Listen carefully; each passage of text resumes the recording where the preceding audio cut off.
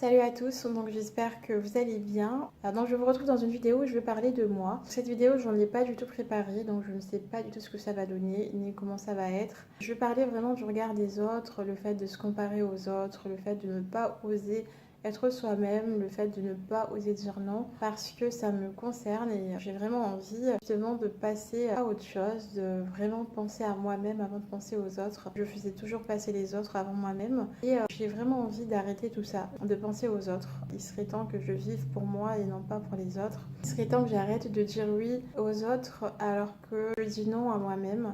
Il serait temps que j'arrête de penser à faire plaisir aux autres et de ne pas me faire plaisir à moi-même. Il serait temps d'arrêter tout ça, de penser que aux autres et de m'oublier. Je sais que souvent ça vient de l'éducation. Moi, ça a été mon cas. Je sais que beaucoup vivent ça, qui ont tendance à penser aux autres avant de penser à soi-même. Et moi, bon, ça a été vraiment dans l'enfance, donc durant l'éducation. Après, il n'y a pas une éducation parfaite. Ici, on ne cherche pas le coupable, donc je n'en veux à personne. Mais quand on est petit, souvent, les parents, c'est pas de leur faute, mais ils ont tendance à dire fais attention à ça parce que les autres vont dire ça de toi ou vont dire ça de nous. Il faut réussir pour les autres, limite, et à s'oublier soi-même et à vivre en fonction des autres. Et c'est petit à petit que se créent justement les complexes parce que quand on essaye et qu'on n'y arrive pas, par exemple à l'école, je me suis comparée sans le vouloir aux amis, aux cousines, etc.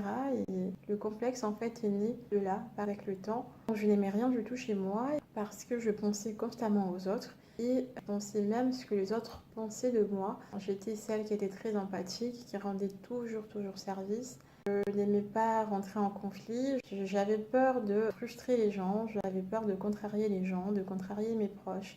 Et donc j'étais toujours celle qui était là pour aider, pour faire plaisir aux autres. Je disais oui tout le temps, même au jour d'aujourd'hui, j'essaye de me soigner, j'essaye de me mettre un petit coup de pied aux fesses pour penser à moi, que ce soit même au travail, dans la vie. J'ai tendance à toujours faire passer le plaisir des autres avant moi-même. Si on me demande quelque chose, je ne sais pas dire non.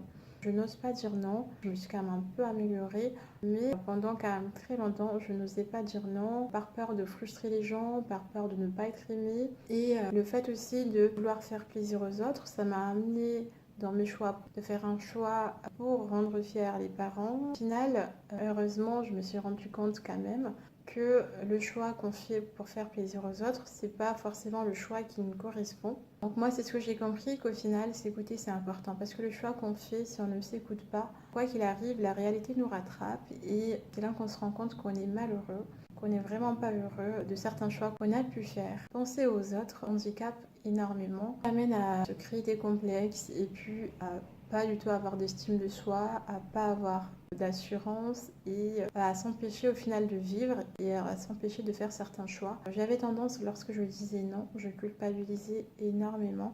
Et même des fois, quand je dis non à une personne, c'est pas un non méchant, mais c'est juste que non, je ne peux pas te rendre service.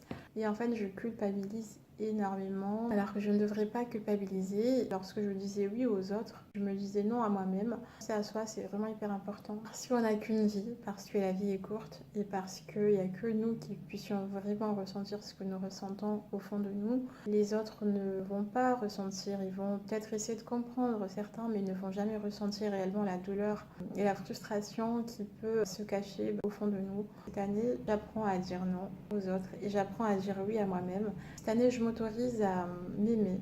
Et je vous invite aussi ceux qui sont comme moi, qui pensent énormément aux autres, qui pensent faire plaisir uniquement aux autres et qui pensent leur vie à faire des autres leur priorité. Apprenez à vous aimer, apprenez à faire les choses avec vous-même, surpasser justement ce regard des autres, parce que le regard des autres vraiment étant très handicapant. Si j'ai envie d'aller au resto toute seule, je n'ai plus peur, c'est quelque chose que je n'osais vraiment pas parce que je me disais qu'est-ce que les gens vont dire s'ils me voient seule. Et au final, c'est vraiment dans ma tête, c'est vraiment nous qui nous mettons des barrières et qui on s'empêche soi-même de vivre. Et moi, c'est ce que j'ai fait vraiment pendant de longues années. On n'a qu'une vie et on n'en prend pas conscience qu'on n'en a qu'une, c'est vrai.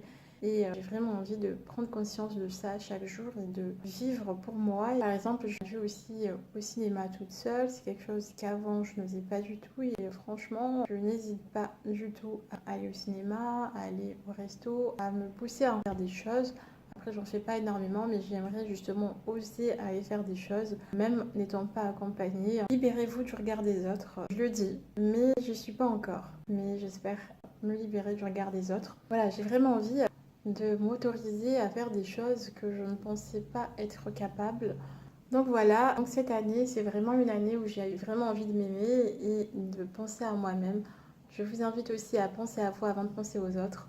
Donc si vous êtes vraiment dans cette situation que moi, dites-le moi. Franchement, ça me ferait trop plaisir de partager nos expériences, d'échanger nos expériences et de s'aider, de s'entraider, de se soutenir surtout et s'encourager. Donc si vous avez envie de vous abonner, n'hésitez pas, ça me ferait très plaisir. Donc si vous avez des questions, n'hésitez surtout pas. Je vous fais plein de bisous et je vous dis à très bientôt. Ciao.